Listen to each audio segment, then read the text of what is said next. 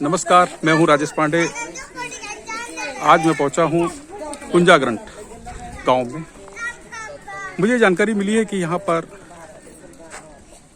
एक परिवार में मम्मी और पापा की मृत्यु के बाद 4 बच्चे निराश्रित रह गए।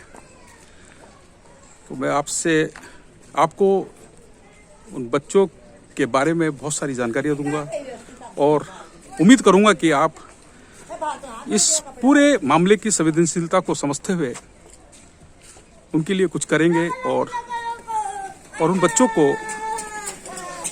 बाल कल्याण से जुड़े हुए जितने ही मुद्दे हैं उस सब में उनको सपोर्ट करने की कोशिश करें।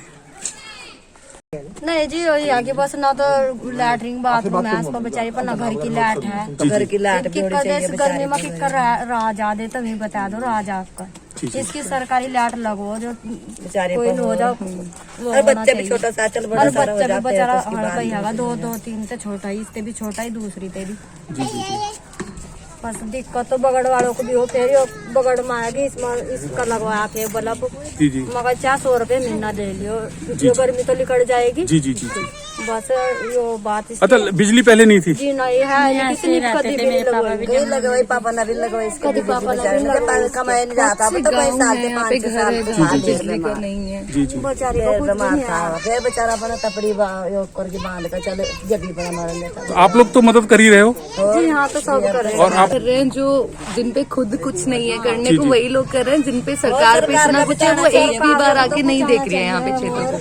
अच्छा, इसमें आप लोगों ने बताया था किसी अधिकारी को या कोई किसी प्लेटफॉर्म पर आप गए थे कहीं? हाँ, हमने कितनी बार हमने इरिगेशन डिपार्टमेंट में बात करी है, बहुत से घर है इनके बारे में बात करी है लाइट के लिए, पर आते ही नहीं। वो बोलते हैं गवर्नमेंट है, कभी चेकिंग पे आ जाता है जिनका है, मतलब तार काट के ले जा लेते हैं कि बिल नहीं पे कर। बच्चे, क्योंकि 4 बच्चे हैं और चारों बच्चे छोटे हैं, है ना, और इनको कोई सुविधा नहीं मिलती, है ना। इनकी सामाजिक सुरक्षा की बात नहीं होती, इनकी आर्थिक सुरक्षा की बात नहीं होती, अगर एजुकेशन पे बात नहीं हो रही है, इनकी हेल्थ पे बात नहीं हो रही है, इनके बचपन पर बात नहीं हो रही है, तो उस दिशा में आप क्या कदम उठाने वाले हैं आगे?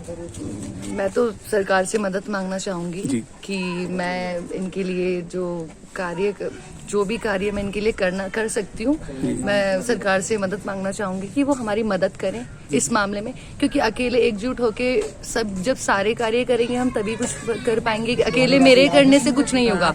गांव की सहमति, गांव अगर खुद चाहेगी कि हमें भी चाहिए कुछ करने के लिए, तब मैं उन्हें सपोर्ट करूंगी। ऊपर से गवर्नमेंट से मैं अपील करना चाहूंगी कि वो आए, अपने अधिकारी हैं उन्हें भेजें यहाँ पर, और यहाँ की जो जितनी भी मुसीबतें हैं उनका तो मैं तो ये सोचता हूँ, ये एक गांव है, राइट। अगर कोई संस्था या किसी के थ्रू या कोई विभाग अगर इनको कोई अच्छी लाइफ प्रोवाइड करवा दे, लाइक इनका घर बना दे, ठीक है, क्योंकि कलेक्टिवली हम सब ये चीज नहीं कर पाएंगे, शायद गांव वाले नहीं कर पाएंगे, लॉन्ग टर्म नहीं हो पाएगा, नहीं हो पाएगा सर। क्योंकि अगर कोई इनको घर बना दे, इनको अच्छे जो बेसिक नेसेसिटी है, कपड़ा, रोटी, मकान का कोई इंतजाम इनका हो जाए, मतलब इनको एक सिक्योर फील हो कि हाँ हम सिक्योर है, तो शायद ये अच्छी लाइफ जी सकते हैं अपनी। सर, इनिशिएट तो यही रहेगा कि हम पूरी कोशिश करेंगे अपनी तरफ से, जैसे कि हम जिसके थ्रू भी ये काम करवा सकते हैं। जी।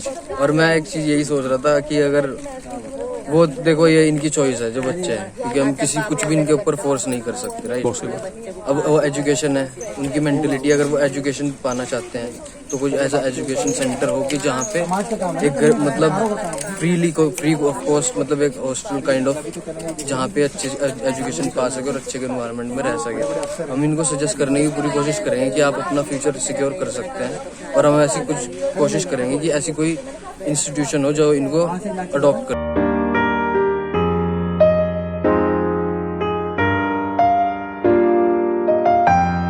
प्रधान जी, मैं आपसे एक जानकारी चाह रहा था। जो अभी ये निराश्रित बच्चे हैं, 4 बच्चे जिनकी हमें जानकारी मिली है, उनके बचपन बचा रहे, उनको आर्थिक सुरक्षा मिले, सामाजिक सुरक्षा की हम बात करते हैं, जो हम बाल कल्याण से जुड़े हुए जितने भी मुद्दे हैं उन सब मुद्दों की हम बात करते हैं। तो क्योंकि आप ग्राम की मुखिया हैं, इस गांव की मुखिया हैं, तो आपकी तरफ से क्या पहल की गई इस मामले में? सर, इसमें शुरू से पहल की गई थी कि जैसे कि उनके पापा की डेथ हो चुकी थी, तो उनको जो आवास मिलना था उसमें भी हमारा पूरा फोकस है कि वो बच्चों को ही मिले, और वो मतलब कहीं भी अपना मतलब इस तरीके से आश्रित ना हो कि नाना नानी या कोई किसी और के संरक्षण में रहे, क्योंकि जब भी उनका मूल यहीं पे है घर, तो वो उनको वहीं पे आश्रय मिलना चाहिए।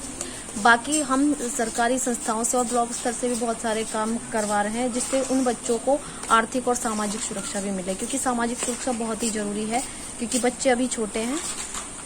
और अगर हम एजुकेशन की बात करते हैं, क्योंकि अभी वो एजुकेशन में भी नहीं है बच्चे अभी कुछ जी, तो उस दिशा में कुछ प्रयास हो रहे हैं? सर एजुकेशन में तो यह है कि थोड़ा पिछड़ापन है गांव में, जी जी, लेकिन धीरे धीरे हम प्रयास कर रहे हैं कि जो शिक्षा का स्तर है उसको आगे बढ़ाया जाए, चाहे वो आंगनबाड़ी से रिलेटेड हो, आंगनबाड़ी में बच्चे पढ़ रहे हैं, या प्राथमिक स्तर पे हो या जूनियर हाई स्तर पे, दोनों तरीके से उसमें कोशिश की जा रही है। तो आपने इनिशिएट किया, अधिकारियों को जानकारी में है अधिकारियों की कि ये? हाँ, अधिकारियों की जानकारी में है ये निराश्रित बच्चों? जी हाँ, इससे पहले विधायक जी भी यहाँ पर आए थे। जी जी, माननीय विधायक जी जी सहदेव पुंडरीक जी। जी जी, तो उनके संज्ञान में भी ये मामला डाल दिया गया था। ये 6-7 महीने पहले इनके फादर की डेथ हुई थी जी बच्चों हाँ, की। वो बीमार थे। तो लेकिन अभी जानकारी हमें जो मिल रही है कि वो जो गांव के लोग हैं जी वो लोग उनको गुजर बसर के लिए राशन वगैरह दे रहे हैं।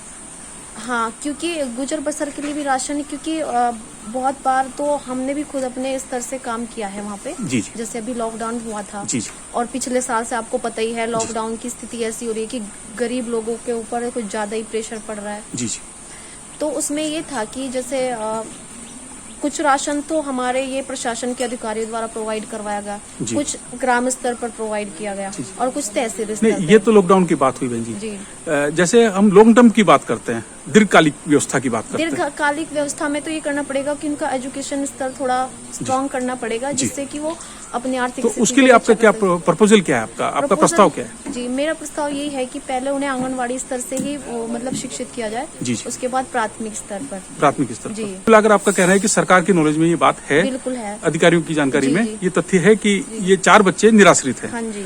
लेकिन उन बच्चों से जब हमारी बात हुई तो उनका कहना था कि हमारे पास तो कोई अधिकारी नहीं आया, हमको कोई पूछने नहीं आया, उनका कहना था।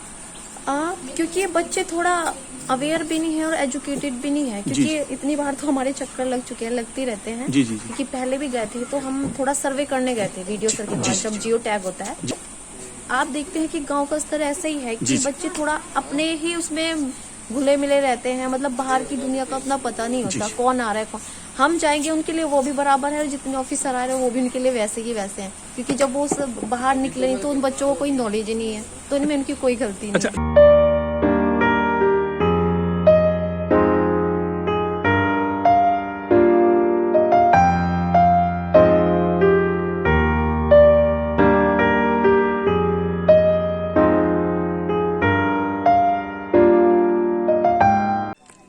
अभी हम मुलाकात कर रहे हैं एंटी ह्यूमन ट्रैफिकिंग यूनिट के इंचार्ज मोहन सिंह जी से।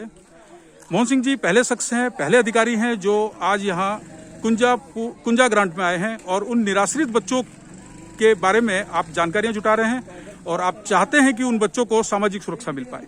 सर, आगे का स्टेप क्या होगा?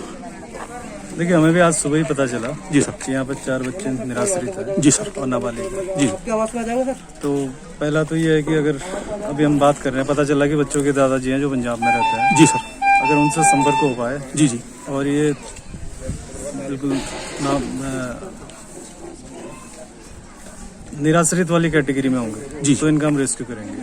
अन्यथा उस कैटेगरी में नहीं आ पाए जी, तो सरकार की वात्सल्य योजना चल रही है जी, जिसके अंतर्गत हर बच्चे को 3000 रुपये प्रति माह जी जी, भोजन जी एवं अन्य सुविधाएं हैं। तो इनसे कागज लेके हम फिर आगे टीपीओ को वो कागज उस योजना में बच्चों को सम्मिलित करने के लिए भेजते अच्छा, रेस्क्यू के तहत क्या करते हैं सर? उसमें क्या प्रोसेस होता है? हैं। रेस्क्यू में हम 4 बच्चों को यहाँ से ले जाएंगे और CWC के समक्ष इनको फिर पेश किया जाएगा जी, और वहाँ से बाल निकेतन जी और शिशु निकेतन बच्चों की एज के हिसाब से जी, उनका दाखिला दिया जाएगा, जहाँ उनकी शिक्षा जी, स्वास्थ्य सभी चीजों पर ध्यान दिया जाएगा। CWC मतलब चाइल्ड वेलफेयर कमेटी। जी जी, उसके माध्यम से फिर आप इनको इनकी परवरिश और इन सब सामाजिक सुरक्षा का पूरा ख्याल रखा जाए। फिर वो सरकार की जिम्मेदारी है सारी। हमारे बाल निकेतन शिशु निकेतन बने हुए हैं जी जी, देहरादून। तो आपको क्या लगता है कि सर कब तक ये प्रोसेस पूरा हो जाएगा? ये पूरी जैसे जानकारी हमारे इनके दादाजी से संपर्क हो पाता है तो उसके हिसाब से हम आगे करवाएंगे। तो दादा से संपर्क का आप प्रयास कर रहे हैं सर? जी।